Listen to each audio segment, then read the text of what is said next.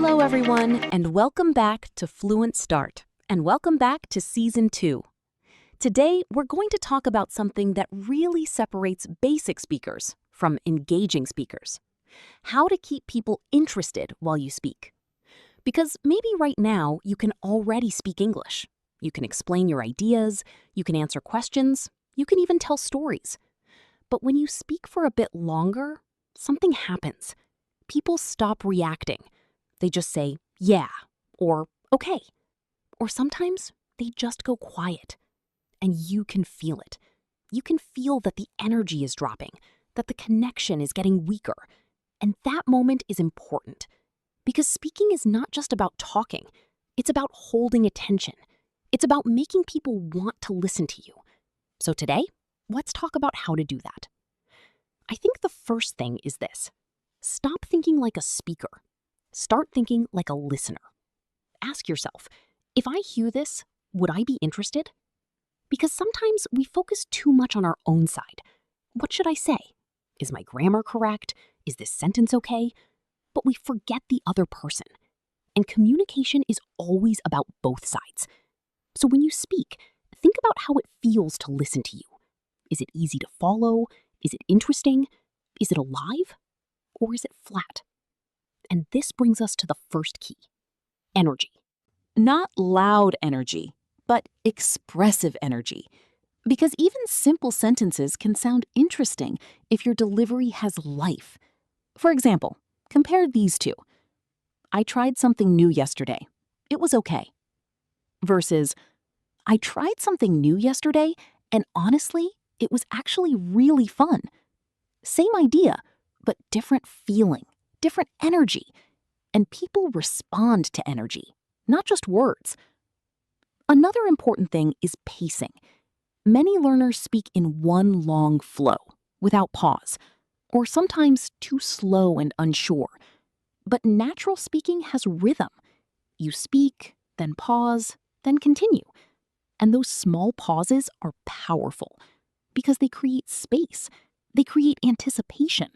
They give your listener time to process. For example, so yesterday, something kind of unexpected happened. That pause makes people curious. They want to know more. So don't be afraid of silence. Use it. Another powerful technique is building curiosity. Don't say everything at once.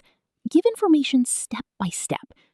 For example, instead of saying, I had a bad experience at a restaurant, you can say, so yesterday I went to this restaurant and something really weird happened. Now the listener is interested. They're waiting. They want the next part. And that's how you keep attention. Another thing that makes a big difference is involving the listener. Don't just talk to them, talk with them.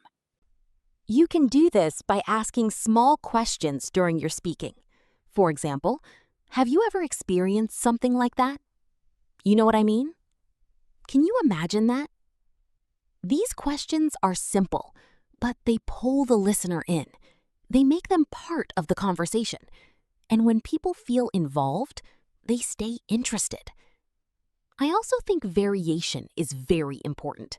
If your tone is always the same, people get bored. So try to change your voice.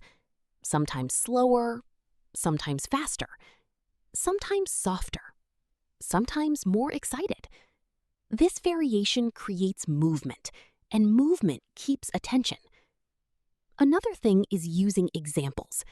Abstract ideas can feel boring, but examples make things clear and relatable.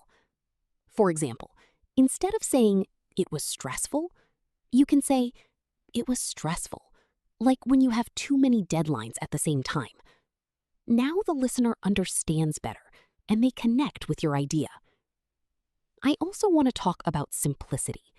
Sometimes learners try to use difficult words to sound impressive, but that can actually make your speaking less engaging because it feels heavy, hard to follow.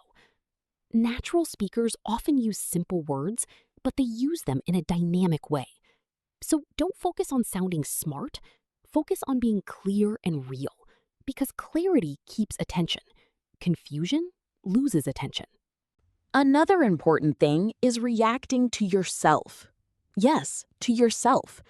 Sometimes when you speak, you can add reactions like, and I was like, wait, what? And honestly, I didn't expect that at all. These little reactions add personality.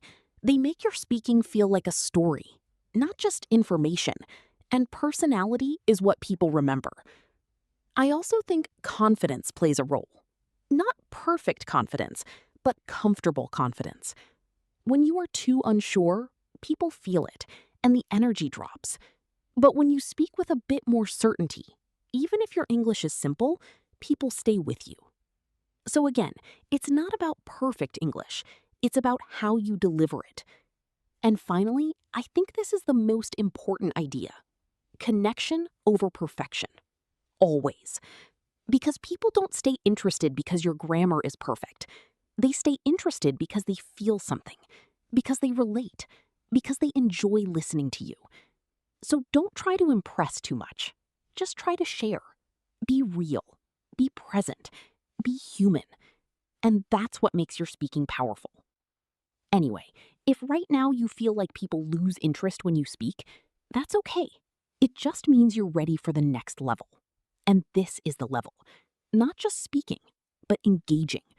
And the more you practice this, the more natural it becomes. Thank you so much for being here with me today. I hope this episode helps you become someone people enjoy listening to. Not because you're perfect, but because you're real. Thank you for listening to Fluent Start. See you in the next episode. Bye-bye.